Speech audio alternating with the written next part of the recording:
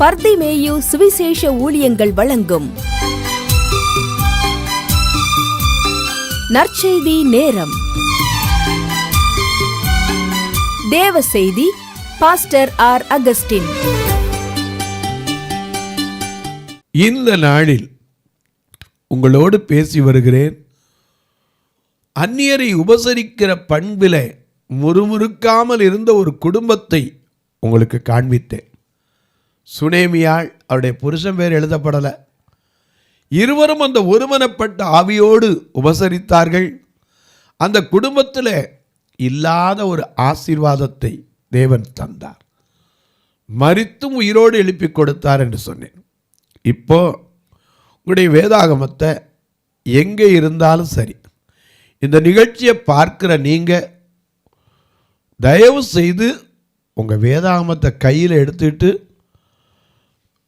நான் சொல்கிறது சரியா இருக்கா அப்படின்னு பார்க்குறக்காவது கையில் எடுத்து வைத்துக்கொள்ளுங்க. ஒரு வசனத்தை திருப்பலாம்.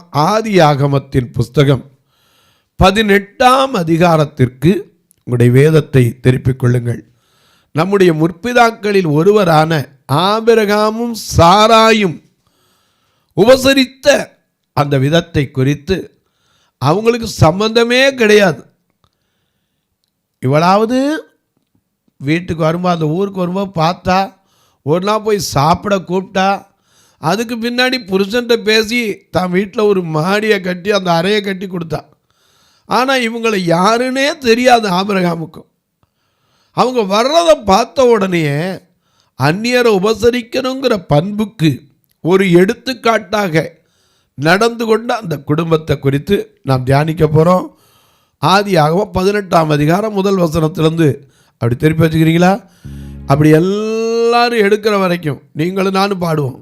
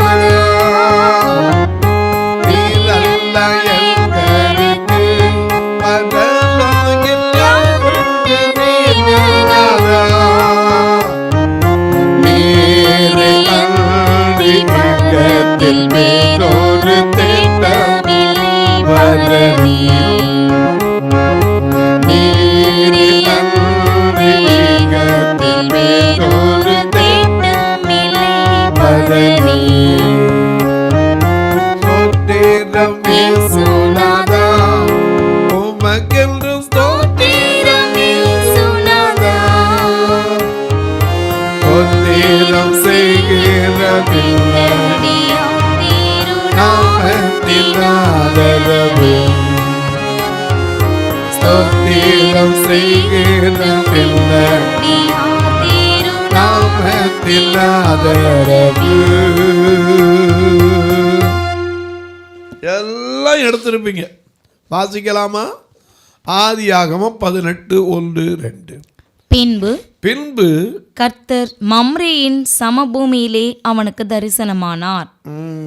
ஏன்னா மம்ரேயின் சமபூமி, அதில் கர்த்தர் அவனுக்கு தரிசனமானார். ஏன்னா அவனை அழைச்சவர் அவர் தான்.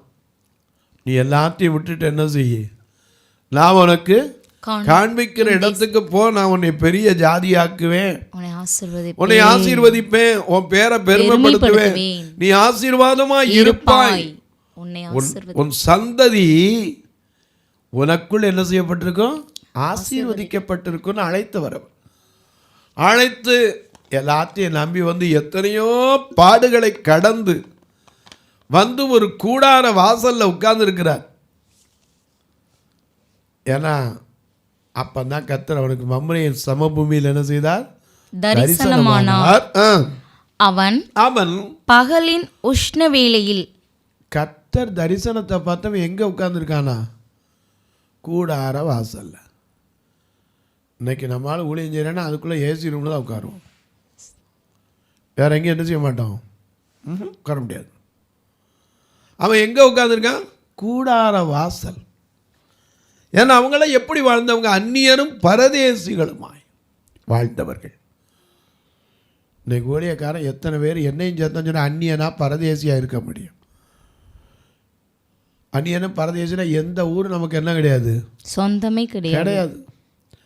எங்கேயாவது ஊழியம் பண்ண என்ன செய்யணும், சொல்லிக்கிட்ட போட. சாது சுந்தர் சிங் எந்த இடத்துல கூடாரம் கட்டி வச்சுருந்தாரு, எந்த கூடாரம் இருந்துச்சு, அவர் வாட்டில் இமயமலையில் போய் என்ன செய்வார், தன்னுடைய வேலையை செஞ்சுக்கிட்டே போனார். இன்னைக்கு எத்தனையோ மிஷனரிகள் தங்களுடைய எல்லாவற்றையும் இழந்து வந்து ஊழியம் செஞ்சவங்க உண்டு. எங்கோ இருந்த சாராள் 2 காலம் போன இங்கிலாந்து தேசத்தில் இருந்தவ, யாரோ அவளுக்கு சொல்லிட்டாங்க, உன்ன மாதிரி பெண்கள்லாம் இந்தியாவில் படிக்க முடியாதுமா, உடனே அவளுக்கு யாராவது பிறந்தநாள் கிஃப்ட் கொடுக்க வந்தா அதை பணமாக கொடுங்க, ஒரு பூ வாங்கியது அதை காசாக கொடுங்க, எனக்கு ஒரு நல்ல ட்ரெஸ்ஸாக வேண்டாம், நான் இந்த சக்கரை நாக்காளி என் வாழ்க்கை முடிஞ்சு போச்சு, எனக்கு உதவி செய்கிறா இருந்தால் பணமாக கொடுங்க, வாங்கி வாங்கி வாங்கி அனுப்பி இன்னைக்கு சாராட்டக்கரில் அலங்கார வாசல் இருக்கிறத போய் பார்த்தீங்கன்னா எவ்வளவு அழகாக கட்டி வச்சுருக்கா. அதுக்கு செலவழிச்சிருக்க காசு இன்னைக்கு எத்தனையோ ஆலயங்களை கட்டலாம். ஆனால் அத்தனைக்கு அந்த பெண் காரணம். ஏன்னா அவள் தாகம் அப்படி எங்கோ இருக்கிறவங்களை குறித்து கவலைப்பட்டாலே, அந்நியரை உபசரிக்க. இன்னைக்கு ஆபிரகாம் கூடார வாசல் உட்கார்ந்தான், நம்முடைய நிலைமை என்ன? ஆபிரகாம் பகலின் உஷ்ண வேளையில், அதுவும் சாயந்தரத்தில் உட்கார்ந்துருந்தா பரவாயில்ல, எதுக்கு உட்கார்ந்துருப்பான், காற்று வரும், கொஞ்சம் காத்தாட. பகலின் உஷ்ண வேளையிலே கூடார வாசலில் உட்கார்ந்திருந்து தன் கண்களை ஏறெடுத்து பார்க்கும்போது இதோ 3 புருஷர் அவனுக்கு எதிரே நின்றார்கள். ஏன்னா அந்த 3 குறித்து வேதத்தில் நிறைய இருக்கு. பிதா குமாரன் பரிசுத்த ஆவி 3 இல்லையா, 3 புருஷர்கள் அவனுக்கு நேரம் வராங்க. எசேக்கியலோட 3 பேரை கோட் பண்ணுவார், நோவா, யோபு, தானியேல் இல்லையா. தேசத்தில் துரோகம் பண்ணி கொண்டே இருந்த பாவம் செய்தால் நான் கையை நீட்டும் போது அதில் காப்பாற்றப்படுறவங்கன்னு 3 பேரை குறிப்பிடுவார். அப்பொழுது நோவா, யோபு, தானியேல் இந்த 3 புருஷர்களும் இருந்தால் அதன் நடுவில் இருந்தாலும் அவங்க மாத்திரமே தப்பு வைக்கப்படுவாங்கன்னு குறிப்பிடுவார். இங்கே உட்கார்ந்துருக்க கூடார வாசலில் 3 புருஷர்கள் வராங்க. ஏன்னா வரப்போறேன்னு யார் லெட்டர் போட்டா வந்தாங்க. இப்போ நமக்கு வர்றதுக்கு முன்னாடி என்ன செய்வாங்க, நாங்கள் தகவல், இப்போ செல்ஃபோனே வந்துடுச்சு. வர்றதுக்கு முன்னாடி இந்த பஸ் ஏறிட்டோம், இந்த வீட்டு கடந்து 2 ஸ்டாப் வந்துடுச்சு, இந்த வந்துடும். ஒவ்வொரு இடத்துக்கும் ஒரு ஃபோன், ஒவ்வொரு ஊருக்கு ஒரு ஃபோன், இந்த அங்கே வந்துடுச்சு, இங்கே வந்துடுச்சு. அப்போ அப்படிலாம் கிடையாது, யார் வர்றா எதுவுமே தெரியாது. இவன் உட்காந்துருக்கான். திடீர்னு 3 புருஷர்கள் கண்களை எடுத்து பார்க்குற 3 புருஷர்கள் வராங்க. உடனே அவன் என்ன செய்யறார் பாருங்க, அவர்களை கண்டவுடனே அவன் கூடார வாசலில் இருந்து அவர்களுக்கு எதிர்கொண்டு ஓடி. நல்ல வார்த்தை கவனிங்க. கூடார வாசல உட்கார்ந்து இருந்தவன் எழுந்து நடந்து போல, ஓடி போனான். எதுக்கு? தரை மட்டும் குனிந்து. ஓடி போய் தரை மட்டும் குனிந்து, ஆண்டவரே உம்முடைய கண்களில் எனக்கு கிருபை கிடைத்ததானால் நீர் உமது அடியேனை விட்டு கடந்து போக வேண்டாம். எப்படிப்பட்ட ஒருந்தோம்பல் எப்படி இருக்கு, உபசரிப்பு எப்படி இருக்கு பாருங்க. உம்முடைய கண்கள் எனக்கு கிருபை கிடைச்சா என் வீட்டை விட்டு கடந்து போக வேண்டாம். கொஞ்சம் தண்ணீர் கொண்டு வரட்டும், உங்கள் கால்களை கழுவி மரத்தடியில் சாய்ந்து கொண்டிருங்கள். சாய்ந்து கொண்டு கொஞ்சம் இளைப்பாரி இருங்க. நீங்கள் உங்கள் இருதயங்களை திடப்படுத்த கொஞ்சம் அப்பம் கொண்டு வருகிறேன். அப்புறம் நீங்கள் உங்கள் வழியே போகலாம். யாருன்னே தெரியாது. இன்னைக்கு பொண்ணு கொடுத்த மாமாவை தெரியும், மாமியார தெரியும். ஆனால் வீட்டுக்கு வரேன்னு சொன்னால் ஆமாம் மாதம் தவறக்கூடாது, 3 நாள் போதும் வந்துட வேண்டிதான். உபசரிக்கிறது எத்தனை பேர். நான் போனோட்ட ஒரு கல்யாணத்துக்கு போயிருந்தேன். அங்கே ஒரு பாஸ்டர் பேசினார், ரொம்ப அருமையாக பேசினார். கல்யாணம் பண்ண போகிறீங்க, புருஷனுக்கு சொல்லுவேன், பொண்ணை பெற்ற அப்பாவும் உனக்கு அப்பா மாதிரி தான். அவர் வந்தாலும் என்ன செய்யணும், அதே அன்போடு வரவேற்கணும். அதே சமயத்தில் பொண்ணை பார்த்து சொன்னார், அவருடைய அப்பா அம்மா வந்தாலும் நீ எப்படி வரவேற்கணும், உங்கள் அப்பா மாதிரி வரவேற்கணும். 2 பேருக்குள்ளே அந்த எண்ணம் இருக்கணும். ஏன்னா மாப்பிள்ளையோட அப்பா வராருன்னா கார் எடுத்துகிட்டு பையை எடுத்துக்கிட்டு ஓடக்கூடாது. பொண்ணு வீட்டுக்காரங்க வரேன்னா எனக்கு என்னன்னு போயிடக்கூடாது. உபசரிக்கிறதுல ஒரு நாள் அந்நியரை கூட என்ன செய்யக்கூடாது, உபசரிக்க மறக்கவே கூடாது. ஏன்னா அதனாலே சிலர் அறியாமல், அவங்களுக்கே தெரியாது தேவதூதர்கள். இப்போ ஆபிரகாமுக்கு அவங்க யாருன்னே தெரியாது, யாருன்னு அவனுக்கு தெரியாது. வர்றாங்க 3 பேர். இவன் எந்திரிச்சு ஓடி போய் தரை மட்டும் குனிந்து வணங்கி. எவனாவது இப்படி உபசரிக்க பார்த்துருக்கீங்களா?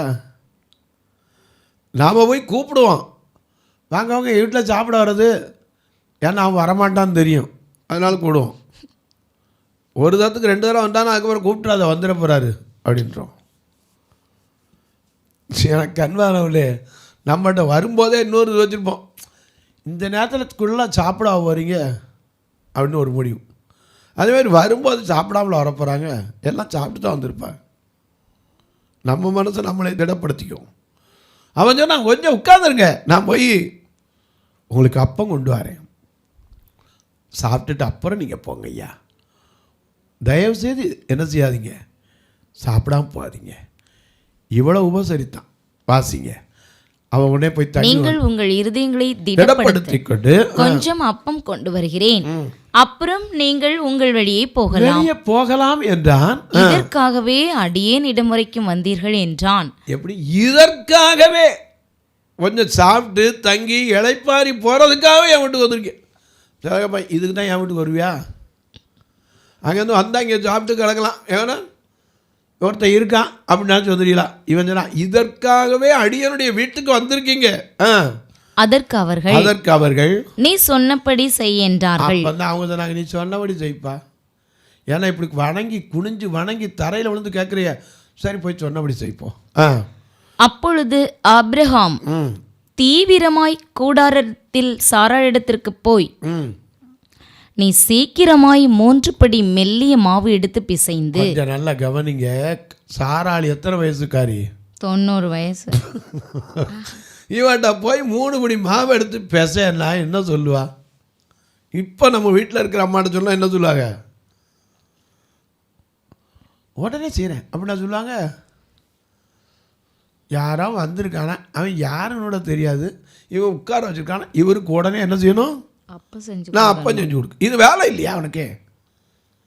இந்த கிறுக்கனை வச்சுக்கிட்டு நான் என்ன செய்யறது அப்படிப்பா. அது வரைக்கும் புருஷன் இருந்த வேறு போய் என்ன ஆயிரும்? கிறுக்கன். இந்த கிறுக்கன் வச்சுக்கிட்டு நான் இப்படி இருக்கிறேன். யாரை போறான்னா போய் அது கும்பிட்டு கூத்தாடி கூப்பிட்டு வரானே பைத்தியக்காரன் சொல்லுவாங்களா இல்லையா? எனக்கு அன்பானவர்களே, விருந்து புறத்தா தானுண்டல் சாவா மருந்தனினும் வேண்டற்பாற்றென்று நான் வள்ளுவேன். விருந்து பக்கத்தில் இருக்கும்போது இதை சாப்பிட்டேன்னா சாகவே மாட்டப்பான்னு ஒரு மருந்து இருந்தால் கூட அது எனக்கு வேண்டான்னா, விருந்தினர் உட்கார்ந்துருக்கும்போது அதை அவங்களுக்கு தான் கொடுக்கணும்னா. சாவா மருந்து, இந்த உலகத்தில் எல்லாத்துக்கும் மருந்து இருக்குது, சாகாதுக்கு மருந்து இருக்கா? அப்படிப்பட்ட மருந்தை கூட என்ன செய்யணும், எனக்கு வேண்டான்னா. இந்த ஆபிரகாம் கூடாரத்துக்குள்ளே ஓடி போய் சாராயிட்ட சொல்கிறார். என்ன சொல்கிறார்? சீக்கிரமாக 3 பிடி மெல்லிய மாவு எடுத்து பிசைந்து அப்பம் சுடு என்றான். நல்ல கவனிங்க, அந்த காலத்தில் கோதுமை மாவு வார்கோதுமை தான் இருந்த காலம். கோதுமை மாவு பிசைகிறது சாதாரண காரியமா? உட்காந்து அடித்து புரோட்டா கடை போடுறான் பார்த்தீங்கன்னா சரி, டம்னு அடிப்பான் அந்த மாவை. பிசைந்து அப்பம் சுடுன்றான். ஆபிரகாம் மாட்டு மந்தைக்கு ஓடி. நல்ல கவனிங்க, எத்தனை வேலைக்காரன் அவனுக்கு இருந்திருப்பான். ஏன்னா ஆதியாகமம் 24:35 சொல்லுது, என் எஜமான் செல்வ சீமானாய் இருக்கிறான், மிகுந்த ஆடுகள் மாடுகள் மிருக ஜீவன்கள் வேலைக்காரிகள் வெள்ளி பொண்ணு ஒட்டகம் கழுதை எல்லாம் இருக்கு. ஒரு வேலைக்காரனை கூப்பிட்டு நீ போய் ஒரு பிடிச்சிட்டு வாப்பான்னு சொன்னானா? இல்ல. இவர் என்ன பண்றாரு? மந்தைக்கு ஓடி ஒரு நல்ல இளம் கன்றை பிடித்து வேலைக்காரன் கையிலே கொடுத்தான். அவன் அதை சீக்கிரத்தில் சமைத்தான். இங்க அம்மாவை அப்பம் சுட வச்சாச்சு, அங்க வேலைக்காரன் என்ன வச்சாச்சு? சமைக்க வச்சாச்சு. ஆபிரகாம் வெண்ணெயையும் பாலையும் சமைத்த கன்றையும் எடுத்து வந்து, நல்ல கவனிங்க, வெண்ணெய் பால் எல்லாம் சமைத்து எடுத்து வந்து அவர்கள் முன்பாக வைத்து அவர்கள் என்ன செய்தான்? அவர்கள் அருகே மரத்தடியில் நின்று கொண்டிருந்தான். உட்கார கூட இல்லைங்க, மரத்தடியிலே நின்று கொண்டிருந்தான். இப்படி உபசரிக்க எத்தனை பேர்? எனக்கு கண்பானவர்களே, சொந்தக்காரன் வந்தாலே கூப்பிட்டு உள்ள உட்கார மாட்டோம். ஆனால் யாருன்னே தெரியாதவன் கூப்பிட்டு உட்காரச்சு சாப்பிட்ற வரைக்கும் நின்றுக்கிட்டு இருக்கான் பாருங்க. அதனால தான் இயேசு கேட்டார், பந்தி இருக்கிறவன் பெரியவனோ? அது தெரியாதா? பணிவிடைக்காரன் பெரியவனா பந்தி இருக்கிறவன் பெரியவனான்னார். யார் பெரியவன்? பந்தி இருக்கிறவன் தான் பெரியவன். பணிவிடைக்காரன் என்னதான் செய்யணும்? நிற்கணும். ஏசு அதனால தான் பந்தி எல்லாருக்கும் எடுத்து என்ன செஞ்சாரு? பரிமாறினார். இந்த ஆபிரகாம் அவங்களுக்கு சாப்பாடு போட்டு அப்படி நிற்கிறான் முன்னாடி மரத்தடியில், வாசிங்க, நின்று கொண்டு இருக்கிறான். அவர்கள் புசித்தார்கள். அவர்கள் அவனை நோக்கி, உன் மனைவி சாராள் எங்கே என்றார்கள். சாப்பிட்ட உடனே இந்த அப்பத்தெல்லாம் கொடுத்து அனுப்பினாலும் உன் மனைவி எங்கப்பா அப்படின்னா, அதோ கூடாரத்தில் இருக்கிறாள் என்றான். அது வரைக்கும் அவள் வெளியே வந்து என்ன செய்யலை, ஒரு வார்த்தை கூட பேசலை. இப்போ நம்ம ஆட்களாக இருந்தால் சரி, எங்கே நான் வந்து பார்க்குறேன், வந்து பார்த்துட்டு இவங்க யார், இது வரைக்கும் நான் பார்த்ததே இல்லை அப்படின்றோம். அவள் வெளியே வரல. உடனே பாருங்க, அதோ கூடாரத்தில் இருக்கிறாள் என்றான். சரி. அப்பொழுது அவர் ஒரு உற்பவ கால திட்டத்தில் சாப்பிட்ட உடனே மனமாற வாழ்த்துறாங்க. நாங்கள் ஒரு உற்பவ திட்ட காலத்தில் நிச்சயமாய் உன்னிடத்திற்கு திரும்ப வருவேன். சரி. அப்பொழுது உன் மனைவியாகிய சாராளுக்கு ஒரு குமாரன் இருப்பான் என்றார். ஹல்லேலூயா. ஹல்லேலூயா. எப்போ ஆபிரகாமுக்கு வாக்கு கொடுத்தாரு? ஆதியாகமத்திலே 75வது வயதுல. ஆமா. என்ன மறுபடியும் சொல்றாரு, இஸ்மவேலன் உமக்கு முன்பாக பிழைப்பானாக. உடனே இவன் அல்ல, உன் கற்ப பிறப்பு யாரு? ஈசாக்கு தான் சுதந்திரவாளி. வாக்கு பண்ணார். ஏன்னா இவங்களுக்குள்ள அவசரப்பட்டு சாராய் முடிவு எடுத்துட்டா, இந்த அடிமை பெண்ணாலாவது என் வீடு கட்டப்படட்டும்னு. ஆனால் கர்த்தர் அப்படி தீர்மானம் இல்லை. அவர் சொன்னபடி செய்கிறவர். இவங்க விருந்து சாப்பிட்டோன்னு சொன்னாங்க, நாங்கள் திரும்ப ஒரு காலத்தில் வருவோம். அப்படி வரும்போது மனைவி என்ன செய்வா? ஒரு குமாரனை அணைத்து கொண்டு. அப்பொழுது உன் மனைவியாகிய சாராளுக்கு ஒரு குமாரன் இருப்பான் என்றார். என்ன ரொம்ப கேரண்டியா சொல்றாங்க. சாராள் அவருக்கு பின்புறமாய் கூடார வாசலில் இதை கேட்டுக்கொண்டிருந்தாள். ஆபிரகாமும் சாராளும் வயது சென்று முதிர்ந்தவர்களாய் இருந்தார்கள். சரி, ஸ்திரீகளுக்குள்ள வழிபாடு சாராளுக்கு நின்று போயிற்று.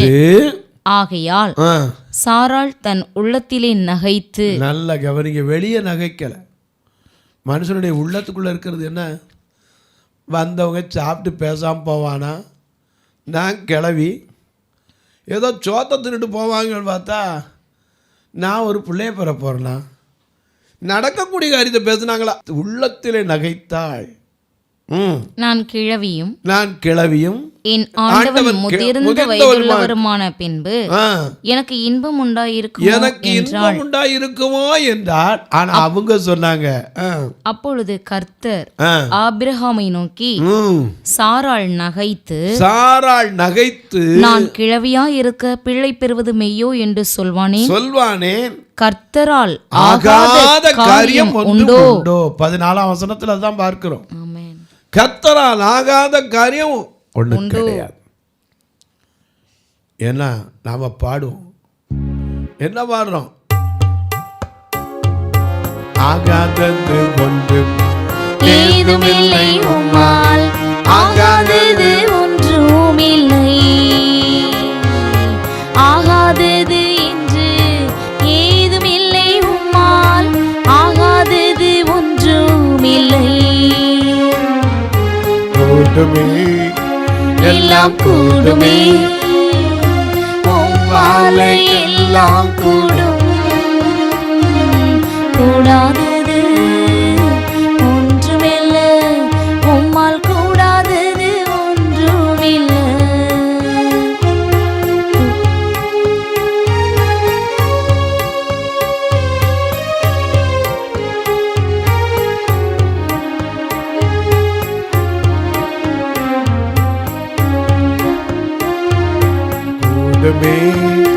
எல்லாம் கூடுமே, உம்மாலே எல்லாம் கூடும்,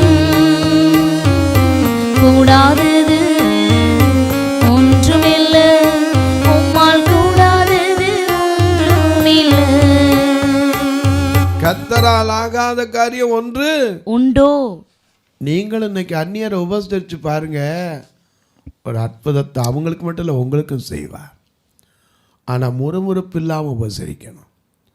ஒருவருக்கொருவர். இன்னைக்கு மனைவி புருஷனுக்கு சோறு போட கொஞ்சம் லேட்டாக வந்துட்டா முறுமுறுக்காமல் சோறு போடுறீங்களா? உண்மையாக உங்கள் இதயத்தை தொட்டு பார்த்து சொல்லணும். இனிமேல் இப்படி லேட்டாக வந்த அப்புறம் பார்த்துக்க, நான் உட்காந்துக்கிட்டு இருக்க முடியாது. நான் என்ன வச்ச ஆளா? எத்தனை வீட்டில் பிந்தி வந்தாலும் புருஷனுக்கு உட்காந்து. இன்றைக்கும் பழைய காலத்தில் பார்த்தீங்கன்னா பெண்களில் கொஞ்சம் யோசித்து பார்ப்பேன். நான் கிராமத்தில் பிறந்தது. சில விருந்தாளி வந்துட்டாங்கன்னா பெண்கள் என்ன செய்வாங்க, இருக்கிற சாப்பாடு பண்ண கொண்டு கடைசியில் அந்த பாத்திரத்தில் குழம்புலாம் இருக்கும் பார்த்தீங்களா, அதில் சாதத்தை போட்டு சாப்பிட்டுக்கிட்டு இருப்பாங்க. கேட்டால் எல்லோரும் தாங்க சாப்பிட்டாங்க, மிச்சம் இருக்குது அதில் ஓட்டு குழம்பு சாப்பிடு. இந்த எண்ணம்லாம் இன்றைக்கி எத்தனை பேருக்கு வந்துடும் நினைக்கிறீங்க? இருக்காது. எனக்கு அன்பானவர்களே, அந்நியரை உபசரிக்கணும், முறுமுறுப்பு இல்லாமல் உபசரிக்கணும். இன்றைக்கி ஒருத்தருக்கு ஒருத்தர் முறுமுறுப்பு இல்லாமல் இருக்க முடியுதா? ஒருத்தன் ஒன்றுமில்லை, உங்கள் வீட்டுக்கு ஒருத்தர் வரான்னு வச்சுங்களேன், ஒரு 8 தோசை திங்கிறவராக இருந்தால் என்ன செய்வீங்க? அப்பாடி அப்படிம்பீங்க. அதில் என்ன பிரயோஜனம்? அவர் கொடுத்து ஒரு நாள் முறுமுறுப்பு இருக்கக்கூடாது. ஆபிரகாம் முறுமுறுப்பு இல்லாமல் ஓடி செஞ்சானே, கர்த்தர் அவனை ஆசீர்வதிக்காம விட்டாரா? வரப்போகிற காரியத்தை குறித்தே சொன்னார்.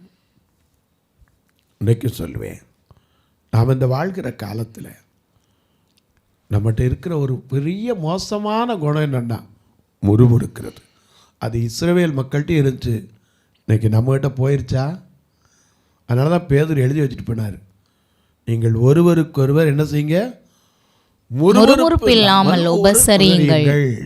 தொலைக்காட்சியில் பார்க்கிறவர்களே, இந்த நிகழ்ச்சியை நாள்தோறும் பார்க்குறீங்க, கேட்குறீங்க, பரவசம் அடைகிறீங்க, ரொம்ப நல்லது. ஆனால் கேட்குற நீங்கள் மனசுக்குள்ளே முறுமுறுப்பு யாரை குறிச்சாவது வச்சுருக்கீங்களா? இந்த 40 நாளில் கேளுங்க, ஆண்டவரே எனக்குள்ள இருக்கிற அந்த முறுமுறுப்பான எண்ணங்கள் மாறணும். இந்த நிகழ்ச்சியை பார்ப்பதோடு இல்லாமல் ஒரு வார்த்தை இந்த ஊழியத்துக்காக ஜெபிங்க. இந்த 40 நாள் எங்கள் சபையிலும் ஜெபம் உண்டு. வர்ற பார்வையில்லாமல காலையிலேருந்து சாப்பிடாம உட்காந்துருக்கவங்கள மத்தியானம் ஒரு டீ ஒரு வடையாவது கொடுத்து அனுப்பியிருக்கேன். வருஷம் வச்சுக்கிட்டு இருக்கோம். ஏன்னா ஒரு நாளைக்கு வந்து உட்காந்தாங்கன்னா 40 பேர் 50 பேர் வந்து உட்காந்தாங்கன்னா எங்கே நம்ம போகிறது? ஒரு டீ வடைக்கே செலவுக்கு ஊழியத்தில் பாடுகள் மத்தியில் தான் நிற்கிறோம். ஒருவேளை உங்களுக்கும் ஒரு காரியம் கர்த்தர் நிறைவேற்ற வேண்டும் என்று சொன்னால் ஒரு நாள் ஒரு ஆளுக்கு 20 ரூபா ஒரு டீ ஒரு வடை கொடுத்தோம்னா கூட நல்லதாக கொடுத்தா, அப்போ ஒரு 30 பேர் 40 பேர் கணக்கு பண்ணிங்கன்னா எப்படியும் ஒரு நாளைக்கு 800 ரூபா 1000 ரூபாக்குள்ளே வந்துடும். கர்த்தர் உங்களை ஏவினால் அந்த 40 நாள் ஜெபத்தில் ஒரு நாள் ஜெபத்தை தாங்கலாம், ஒரு நாள் தொலைக்காட்சி நிகழ்ச்சியை தாங்கலாம். ஞாயிற்றுக்கிழமை வருகிற எல்லா மக்களுக்கும் பார்வையற்ற மக்களுக்கு உணவு கொடுக்க உங்கள் பிறந்த நாள் திருமண நாள் போன்ற நல்ல நாட்களில் உதவலாம். ஒரு கட்டுமான பணிக்கு உதவலாம், இல்லை ஒரு 10 பேருக்கு ஊன்றுகோல் கொடுக்க உதவலாம். ஆனால் கட்டாயம் இல்லை, விசனமாக இல்லை. எப்படி உதவ? இங்கே வந்துக்கிட்டு இருக்க ஃபோன் நம்பர்கள் இதில் எல்லாம் ஜிபே ஃபோன்பே எல்லாம் உண்டு. நீங்கள் தாராளமாக தொடர்பு கொள்ளலாம். உங்கள் ஜபக்காரி எது இருந்தாலும் காலை 10 மணிக்கு மேலே சொல்லுங்கள், நான் உங்களுக்காக ஜெபிப்பேன். இப்போ ஜெபிக்கட்டுமா? நல்ல பிதாவே, நன்றியோடு துதிக்கிறோம் ஐயா, நன்றியுள்ள இருதயத்தோடு துதிக்கிறோம். நாங்கள் இந்த உலகத்தில் இயேசு எங்களை எப்படி உபசரித்தீர் ஐயா, இவைகளெல்லாம் தேவை என்று அறிந்து ஐயா சகலத்தையும் ஆண்டு கொள்ளுங்கள் என்று கையளித்த தெய்வமே, நீர் ஒருவேளை அன்றைக்கு வந்தது போல இன்றைக்கு ஒரு ஏழையாய் வருவீரானா முறுமுறுப்பில்லாமல் உபசரிக்கிற அனுபவத்தை தாரும். குடும்பங்களுக்குள்ளே குடும்பம், கணவன் மனைவி, மாமியார், மருமகள், பிள்ளைகள், பெற்றோர், சகோதரர், அண்ணன், தங்கை, அக்காள், தங்கை, இவர்களுக்குள்ள இந்த முறுமுறுப்பற்ற ஒரு இதயத்தை கொடு. இயேசுவின் நாமத்தில் ஜெபிக்கிறேன் நல்ல பிதாவே, ஆமென். சபை ஆராதனை ஞாயிறு காலை 10 மணி முதல் 12 மணி வரை. இடம் பர்திமேயு சுவிசேஷ ஆலயம், அன்னை சத்யா நகர், இளமனூர் அஞ்சல், சக்கிமங்கலம் வழி, மதுரை மாவட்டம். பின்கோட் 625201 மற்றும் பர்திமேயு சுவிசேஷ ஜெப வீடு, flat number 107, Eden garden, Muthur, Tirunelveli. Pin code 627011. சிறப்பு உபவாச கூட்டம் ஒவ்வொரு மாதமும் 2வது சனிக்கிழமை காலை 10 மணி முதல் 1 மணி வரை நாகர்கோவில் YMCA ஹாலில் வைத்து நடைபெறுகிறது. மற்றும் ஒவ்வொரு மாதமும் 4வது சனிக்கிழமை காலை 10 மணி முதல் 1 மணி வரை திருநெல்வேலி புதிய பேருந்து நிலையம் அருகில் உள்ள கிரேஸ் ஹாலில் வைத்து நடைபெறுகிறது. எங்கள் எல்லா ஆராதனைகளிலும் கலந்து கொண்டு தேவனை மகிமைப்படுத்த அன்பாய் அழைக்கிறோம். உங்கள் உதாரத்துவமான காணிக்கைகளினால் இவ்வூழியத்தை தாங்க விரும்பினால் R Augustine, account number 5021364331, IFSC code IDIB 000B066, Indian bank, BP Kulam, Madurai. GPay number 9842181917, BGM ministries மற்றும் 9442559772, பிளைண்ட் மினிஸ்ட்ரீஸ் அகஸ்டின்.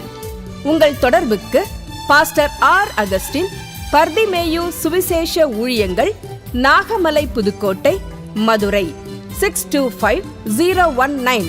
தொலைபேசி எண்கள் 9842181917 மற்றும் 9442559772. கர்த்தர் தாமே உங்களை ஆசீர்வதிப்பாராக.